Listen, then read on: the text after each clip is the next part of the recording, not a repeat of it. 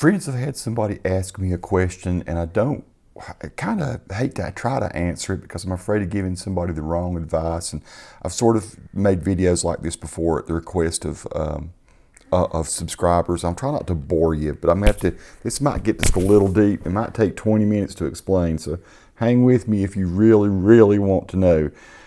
Recent subscriber said, "Hey Tony, I have a Les Paul and a Strat. I was wondering what guitars you would recommend for me to get next." Now, the person sent me this probably is someone who's fairly new to the guitar game, and he's got a Les Paul and Strat, both awesome guitars to have. But I get asked this question a lot. I'm a beginner. What kind of guitar should I get? What do you recommend I get? And it's a loaded question. And I'm going to go back to when I started. I'm going to tell you why the answer is it changes. It sort of evolves as to what you might need. It evolves based on what you're going to do. Are you going to try to record? Are you going to do this for enjoyment? Do you want to go out and play gigs? What kind of gigs do you want to play? Do you want to play in church? Do you want to play out in bars? And do you want to play festivals? Do you want to play dances? Do you want to jam with your friends? Do you want to start a YouTube channel where you share music? There's just all kinds of motivations out there. And my motivations have changed drastically through the years. And I don't want to bore you, but let me give you a short overview of what I am and who I am as a guitar player. First of all, I was way better than I am now. I don't have time to be a great guitar player now, but at one point I was not great, but I was pretty good. I was a guitar player that people wanted to have in their band. It was back when there was not so much to do. There wasn't the internet, there weren't cell phones, there weren't a billion channels of stuff you could go watch. And so what you did was you played guitar 5 or 6 hours a day if you didn't have anything to do. I would go hike and I'd do my jobs, whatever. When I was in college, I'd do my studies. I played football.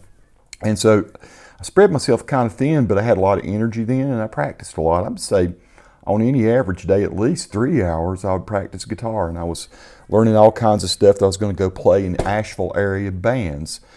But let me go even farther back than that. I started playing when I was 15. I started with an acoustic guitar, a guitar called an Aria Pro 2. And I'm going to try to pull some of these guitars up on the screen. We'll try to go find old archival pictures of them, and I'll show you some old videos and stuff down through the years where I've played. So I started out with that. I became pretty obsessive about playing. Played in church a lot. Learned the bluegrass type licks.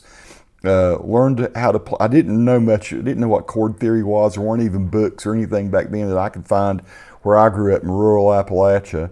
There's no way to learn anything unless you travel down the road 10 miles to find somebody to learn a chord from. I mean, I learned how to play in the key of E from this old dude that lived down in some holler 10 miles from where I lived.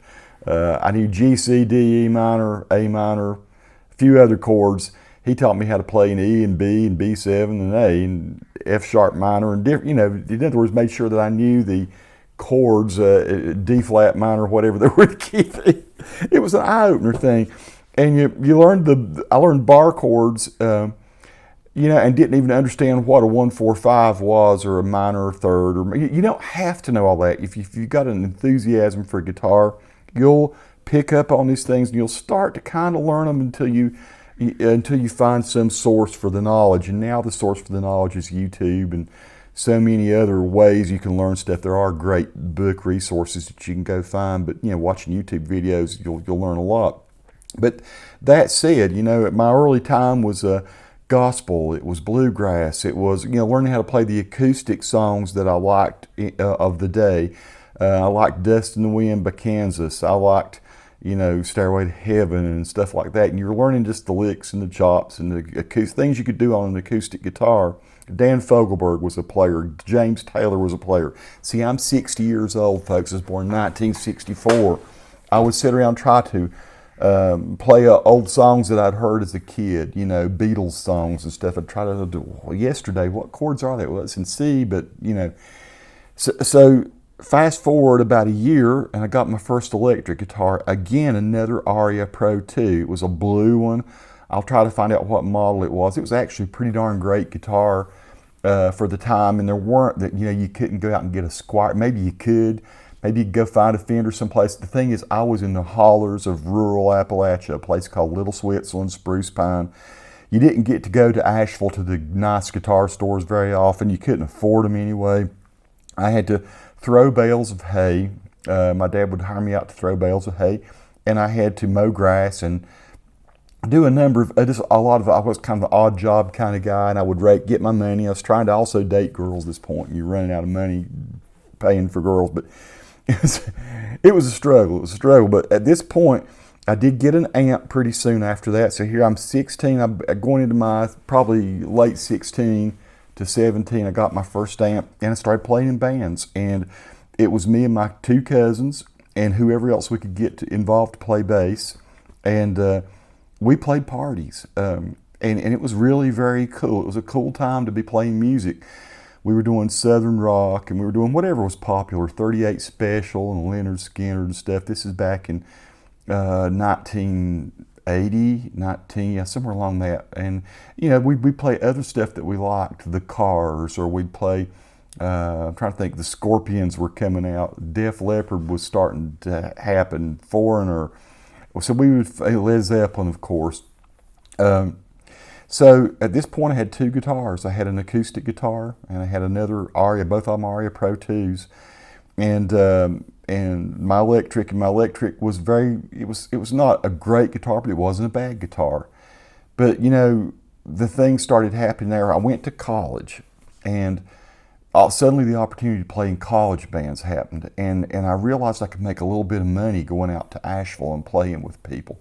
And you know, I started taking some lessons in college. A guy named David Tedford was a really great guitar player, and David started showing me some jazz stuff, different chord structures, started explaining to me the scales and the modes, the pentatonics, and how they stacked one above the other and one thing another. And it became apparent to me that if I was going to play in bands that did Bryan Adams or did Van Halen or did, ZZ Top, stuff like that, that I needed probably a more robust, playable guitar. And I needed, this is back in the early 80s, and I was going to have one that had a pretty good whammy bar system on it, right? A good trim. And I bought a candy apple red Stratocaster, probably I think it was a 1975 Stratocaster, and it had a Kaler trim on it, and black hardwire. I ended up selling it to a guy who still has it, so I still know where the guitar is. He ended up stripping it and putting like skulls and crossbones on it. But yeah, suddenly I could play Night Ranger, and I could play all these I could play Tears for Fears, Everybody Wants to Rule the World. I could play all these different things, and I could play in bands out in the Asheville area. And you wanted to play in bands that where people get up and dance. It paid more money to do that. So I'm still playing at this point through a 65 watt PV amp, but it didn't matter so much. People would mic up their amps then, had very few pedals. I think I had a tube screamer, So the story is now I've progressed. I've got an acoustic guitar. I've got the old electric guitar, which I ended up trading in when I ended up getting the Strat. So I had the one Strat, right? Well, it became apparent pretty quickly I needed some sort of Les Paul. And so I ended up getting a Les Paul copy. I ended up borrowing a Les Paul sometimes. And I would take out a Les Paul and a Strat. And pretty much I could do, with the limited stuff that I had, I could do 90%. I got a chorus pedal. I could do 90% of what was the music that paid money back then, right? I go all through college playing. I'm trying to think, did I add any guitars at this point? I got a classical guitar, so I got a nylon string so I could. By this point, I'm into Rush. I really wanted to put together a Rush type band, and I wanted to have classical guitars interwoven into that because I started liking bands like Yes and Rush and I by this time I was a really big Eric Clapton fan, so the Strat worked, but the Strat that I had a humbucking pickup in the back, and it wasn't more of a traditional type Strat.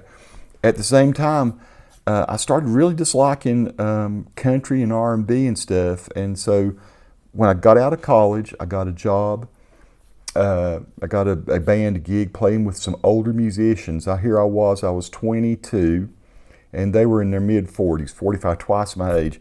But they were playing R&B music, think stuff like Dirty Dancing kind of music, right? And old stuff from the 60s, Steve Winwood, or Give Me Some Lovin', and God, it was really cool. It was we did like I say, just R&B type music and some classic rock, and all along I'd been really liking Mark Knopfler and the Dire Straits. So here I had my Strat, and the whole time I'm thinking I like a more traditional Strat. But before I made that move, since it made sense in the R&B band, and the R&B band was paying pretty well, it made sense that I would get a Telecaster, because a lot of those identifiable kind of riffs sounded good on tellies, and I'd always liked the way they played. I would, play my friends' Telecasters, and there's a guy named Albert Lee who's one of the best Telecaster players. If you don't know who he is, go watch. Just look up some YouTube videos. But when I'd seen Clapton, I'd seen Albert Lee play the Telecaster, and I thought it sounded better than Eric Clapton's Strat. So before, I still hadn't bought a traditional Strat. I've got sort of a souped-up 80s type hairband kind of Strat. And but for the R&B band, I got the Telly. And like Albert Lee said, I just liked the way it hung on me. That's one of the things he said. I read in an article. But I liked the way it sounded. I liked the way it was no nonsense.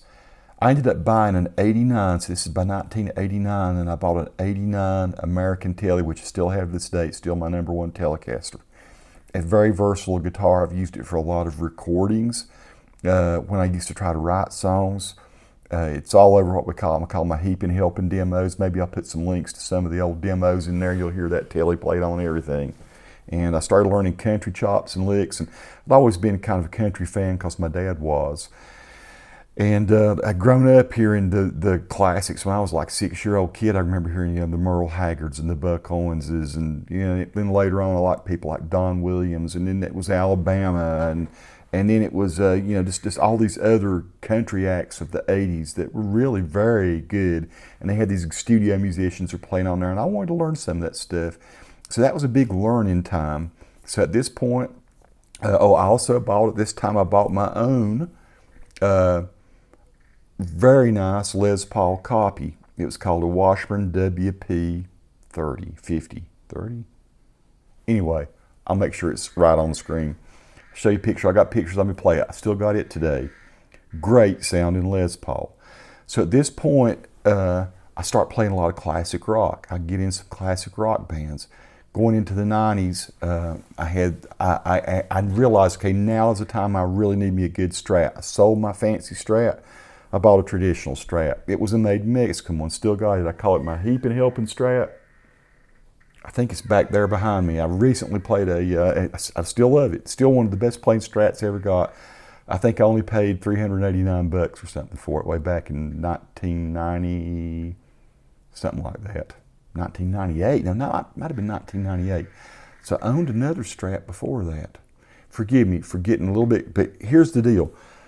At the most productive point of me playing gigs and stuff, by this point I had bought a 12-string acoustic. I had kind of finangled around, and I'd gotten a Guild D50 acoustic for a very good price. I had a bass guitar because I wanted to write music and needed a bass, so I had an Ibanez bass. I had the Telecaster, I had my Les Paul, I had my Strat. And that was it. The nylon string guitar still had it, still played it from time to time. So a few acoustics, bass, Telly, Les Paul, Strat. And that was all I needed for the longest time. Now, what I want to say is some of the most amazing guitar players, some of the most famous guitar players ever lived didn't have that many guitars. When I went and first saw Clapton, which was back in the early 80s, 81 or something like that, he played 2 guitars that night. That whole night, played this one he called it Blackie, an old Strat that he had, and it sounded great. And he played this brown Strat that he had tuned to E, I guess, so he could play some slide stuff like on Tulsa Time. So, I was used to going out and seeing people play, some of my heroes, and they'd play 1 or 2 guitars the whole night. Then there you got to see other ones, and they'd be switching guitars constantly. When I saw Van Halen, Eddie did switch out a good bit. Big guitars, little guitars, guitars with no heads on them, and of course he could kind of afford to do that. But most of the people that really struck me that really hit me to the core when I'd go out and see them live, they play 1 or 2 guitars all night. Oh, an exception would be Alex Lifeson from Rush. I went and watched Alex, and it's like Alex was changing guitars every other song.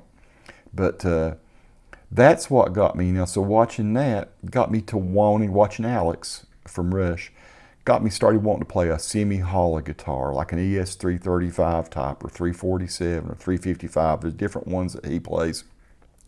So I started wanting a semi-hollow guitar, and somewhere in the early 90s, I ended up getting an Ibanez AS93, which I still have to this day. So at this point, and I started playing this live. Now I would play it on certain kinds of songs that I enjoyed. I started getting a little more jazzy, a little more bluesy, playing more in church. And it was a kind of guitar that looked good, sounded good, played very well.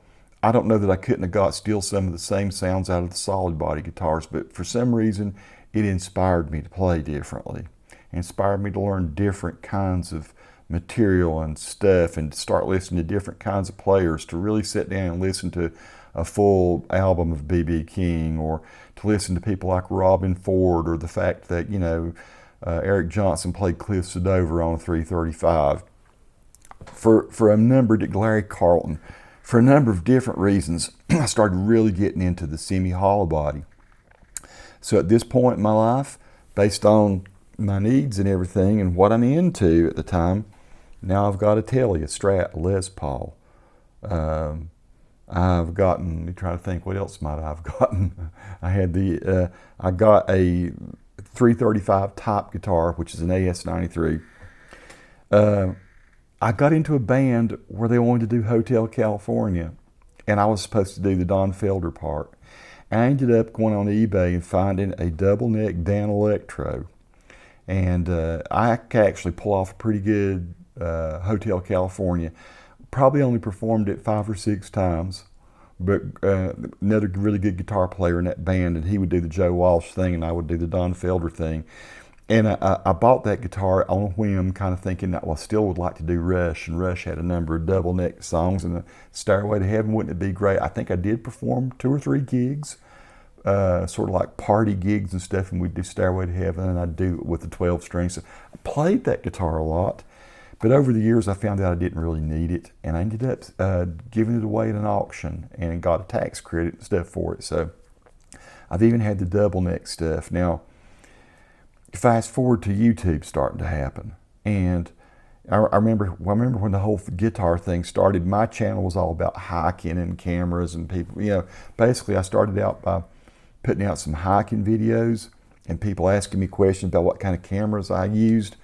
So I would answer those questions with another video. In some video, people saw a couple guitars behind me, and they asked to play us something.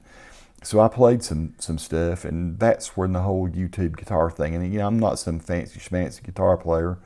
I hold my own nowadays. Like I say, I'm that guy that maybe practices an hour every 3rd day, and that's about all I got, folks. I stay so busy, so I'm a shadow of what I used to be when I played a lot of material and wrote songs and stuff. And but anyway, the YouTube thing started, and then it exploded. People sending me guitars to review, and then I would do a review of a guitar, and then the competitor of the guitar company would send me their guitar for free, and I started getting a lot of free guitars. I go from being a musician, as a musician, what did I need at the time? It was changing, it was evolving a little bit, but I held on to a certain core of guitars.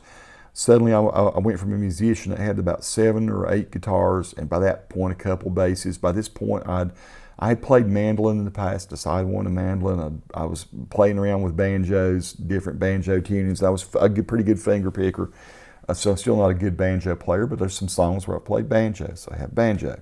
And anyway, the whole YouTube thing made it explode, and now I don't even know. I did a video back now on how many guitars I've got. And it's changed since then. I've donated some of the guitars. I think I had 51 guitars or something at that point. And I've given a bunch of guitars away to people that either needed them, or to churches that wanted a good guitar for their praise team.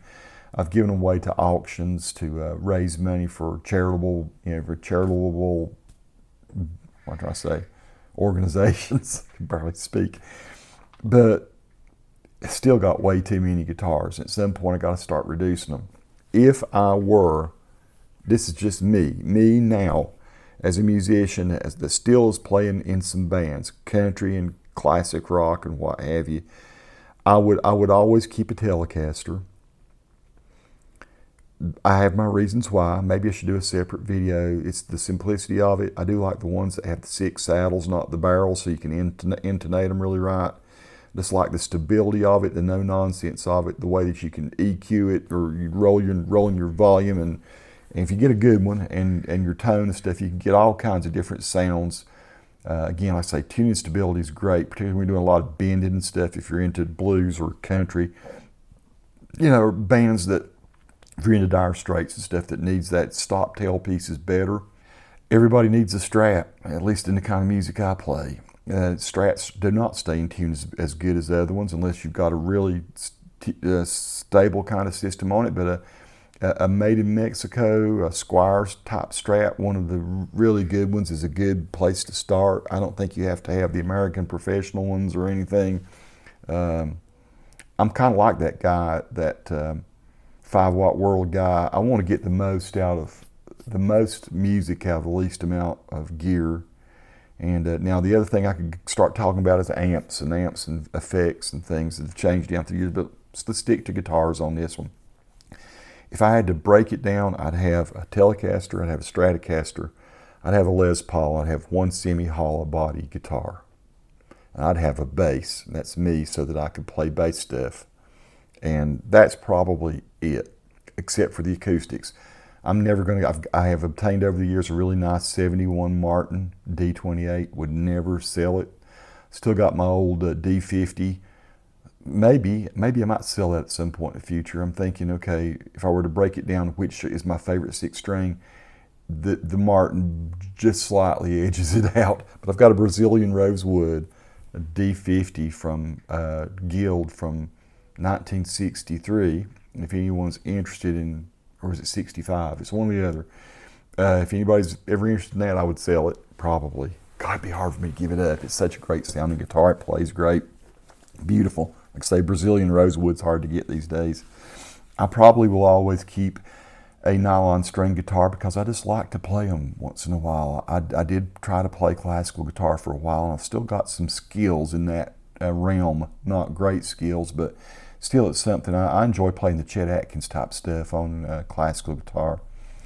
I do still have a 12-string and would probably hang on to it, 12-string acoustic, just because I just like that sound sometimes. So probably, again, I would boil it down to about 7 guitars and a bass. And that's all that I would need. And then from the amp point of view, it's just whatever is going to be, whatever meets your needs. Like I say, some of the best guitarists I've ever played have had, like Rory Gallagher. Did he ever play anything more than that one ugly looking Strat? But man, it sounded great. You've got these people that just switch out guitars all the time. It's not necessary. Now, I will say this, and then I'm going to close. It's funny how sometimes your needs in a band do dictate what your gear is and what you're going to buy. This Grandma's Medicine band that I started back last year, and I've stepped aside from them now. Don't know if I'll ever come back and play. Maybe I will. I'm not totally shut the door on that, but it could be that I play again with them at some point. But I needed a guitar that had 24 frets. And I needed to, because there were some songs that were going to require me to go up to a very high E and not have to stretch and maybe bend beyond that. I needed something very good tuning stability that was very flexible, that I could gig with all night. And I ended up buying a Guthrie Govan Charvel, and one of the made in Japan ones, and that has been just such a joy to play. And because I felt like I maybe needed a backup for that guitar, because I ended up getting a Pete Anderson Reverend Telecaster that's got the Strat type pickup configuration. So it's a S type. It's a telly looking guitar that is more like a Strat, and it has really great, both those guitars have really great trim systems in it. Still to this day though, if I'm going to reach for a Telecaster, I like a real one. And I like one that has a fixed tailpiece, not something that floats. But because I needed to play 3 or 4 songs that required 24 frets, I ended up spending a lot of money and buying couple guitars now. I love those guitars. They're keepers. I probably would keep them because I just love them. Just love the sound of them, the flexibility of them. What's going to happen is you're going to have your two guitars, and probably if you've got Strat and a Les Paul right now, you got it covered. I don't know that I'd go do a whole lot else unless you're just inspired for some reason to do it. Telecaster would be my next step if I were you, but do you really need that? Do you want to end up going down the rabbit hole I've gone down? For me, it's paid off because YouTube has made me some money, and I've made some money in the gigs. Interestingly, though, I will say this. When I played in the R&B band back in, good grief, what would it have been, 1988, 87, 88, 89, I was playing an R&B band. I was making $200, $250 a night gigging. I barely make $200, $250 a night now. Fast forward to 2024. And if I make $200 gigging, wow, you know. The place I've always made money more than anything when it comes to money, if that's what you want to make, is just honestly playing pretty dinner type music, acoustic type dinner music for gatherings. And that is still something that's kind of pretty much in demand. So it just depends on where you want to go as a guitar player. Are you looking to make money? Are you looking to impress people? Are you looking to write songs? Are you looking to emulate songs? So many people are caught up in the cover band thing. And if you're going to be in a cover band, then there are different kinds of sounds you're going to want to make. There are different kinds of capabilities the guitars have, and you're going to want to try to emulate that. You're going to try to do it with gear. I think of all the musical endeavors you get into, if you're going to be a cover band, that's where you're going to waste more money than anything else, because you're going to chase tones, you're going to chase sounds, you're going to chase looks, you're going to buy way too many pedals, you're going to buy way too much processors because you're trying to figure out how they did these studio tracks. Listen, a lot of what you're hearing, that guy might have had just one amp and one guitar, and whoever the producer is might have added that chorus. I mean, if it's Mutt Lange doing Hysteria, who knows what I know they might have played through Tom Scholz Rockmans and things like that. But a lot of times sometimes it's direct into boards they're playing. And then the guys are adding reverb and delay and phase and all this stuff later. I'm telling you, the cover band rabbit hole is a deep one to go down, and you can spend a whole lot more money than you're going to make. Even if you're doing it on YouTube, you know, they're going to want to take your YouTube earnings, right? I don't recommend doing it. I do it sometimes. I do covers, and every band I'm in wants to do covers. I would probably only ever join a band again if it seriously wanted to do original music. And we'd probably never make any money off of that either, because AIs are coming that make really great original music. Even though I do all the lyrics and tell it what chord changes to make, I've used some AI recently and enjoyed it, had fun doing demos that might take me months to do. But yeah, from a guitar point of view, I would stay as traditional, straight up as you can, unless you have some specialized need. Now, me personally, I did buy a baritone guitar recently. I've got 2 baritones now. And I like that because in my old age, I'm trying to sing and my voice has dropped. I've never been a good singer, but I would like to play the songs that I like to play in lower keys. And so I enjoy playing 5 semitones down songs, or 6 or 7 semitones down. It's almost like I'm playing bass and guitar at the same time. So that's probably one other guitar I'd hang on to. I'd hang on to my Reverend baritone. But don't go crazy buying a ton of guitars. Let it evolve. Let it happen. Whatever it has inspired you, whichever direction you're wanting to go, and just know you can do it with one guitar.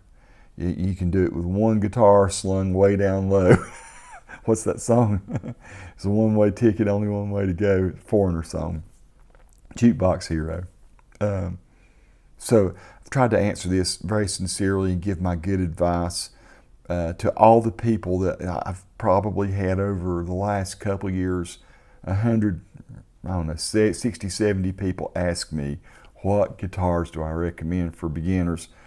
I'm just saying the Squire line is really good. The lower priced ones from other companies, the Epiphones, are good. You're going to get those sounds and tones, but you could get you one Telecaster, one Strat, one Les Paul, and probably cover 99% of what you need to. Even the semi-hollows, as much as I love them, just EQ your guitar a little differently, and turn the knob on your amp a little bit, change the setting on your whatever you're using, your Helix. And me, I'm using a Helix way too more than I probably needed to ever spend. Was fascinated with it, wanted to get it, got it, love it. You know, it took me honestly 2 years. I barely played it because I couldn't hardly understand it, and then I figured it out. And so yeah, that's a lot of fun, folks. Hopefully this has been helpful. It's just from the heart advice. I hope a lot of other guitar players will chime in to this in the comments and give their best advice as well. Tell me if I'm wrong at any point. I'm just a guy that have played all kinds of different kinds of music, had different needs at different times. Like I say, the whole thing with amps, that would be another whole video I need to talk about. I've tried so many different amps now, and it's funny how I've honestly decided that's another, you can succumb to marketing so easy. Another video for that one. Peace to all who watch. Subscribe to the channel if you like. Please do leave your comments. Let me know how you're feeling. To the young man, I assume he's a young man, that sent this question, you finally put me over the top. I said, yeah, I need to go ahead and address this. Like I say, I'm kind of sort of a nobody, but I've been playing now for 45 years. Holy cow. It's interesting. The one thing I will say about playing guitar and just, you know, doing music, it's always helped me stay kind of young. I mean, I know I don't look like a spring chicken now, but I'm 60 years old. In my head, I still feel like I'm 25. I'm just a 25 that's covered over with work and just in very little time to be the musician that I want to be. But yeah, while you're young, you got the time. If you're older and you've got the time and you got the will and you've got the patience for it, and you really love music, and you just really love to chase those sounds and techniques, and you like your old songs, but maybe you got, you know, the thing I would always say is try to write. Try to come up with your own material too. Don't just get caught in that whirlwind of trying to do what everybody else does. That is the end. Again, folks, I say thank you for watching. Leave your comments, and let's see. Let me know also if you'd like to hear any other of my guitar history stories, if the amps would be something. The amps, pedals, effects, I can think of all kinds of different things that I could start talking about. Also, I'm a keyboard player, and the fact that I went sort of multi-instrument over the years, that affected, when I started doing that, when I started trying to write songs, that affected how much time I spent playing guitar and whether I was really good or not. That's it, my friends. Thank you for watching if you've made it this far, and again, leave those sweet comments. Peace.